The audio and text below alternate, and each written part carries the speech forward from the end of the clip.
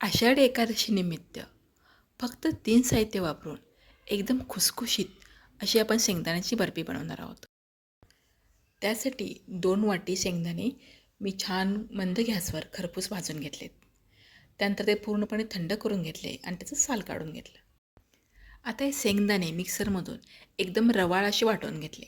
म्हणजे त्याची एकदम बारीक अशी पावडर नाही केली. जशी आपली भगर किंवा वरीस तांदूळ असतात ना, तसे जाडसर वाटून घेतलेत.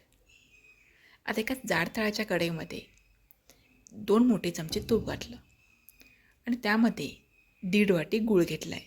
आपण 2 वाटी शेंगदाणे घेतले होते, त्यासाठी 1.5 वाटी गूळ लागणार आहे. गॅस एकदम मंदच ठेवून हा गूळ पूर्णपणे विरघळून घ्यायचा आहे. याचा पाक बनवला नाही, फक्त तो विरघळून पातळ करून घेतला आहे. आता हा गूळ पूर्णपणे विरघळला की गॅस बंद केला आणि त्यामध्ये ही शेंगदाण्याची जी आपण पावडर बनवलेली आहे ती पावडर घातली. गूळ आणि शेंगदाण्याची पावडर छान एकत्र मिसळून त्याचा गोळा होईपर्यंत चांगली परतून घेतली. आता याचा गोळा तयार झाला की एका तूप लावलेल्या ट्रेमध्ये हे काढून पसरून घेतलं. जेव्हा आपण गूळ विरघळायला ठेवतो ना, तेव्हाच ट्रेला तूप लावून घ्यायचं.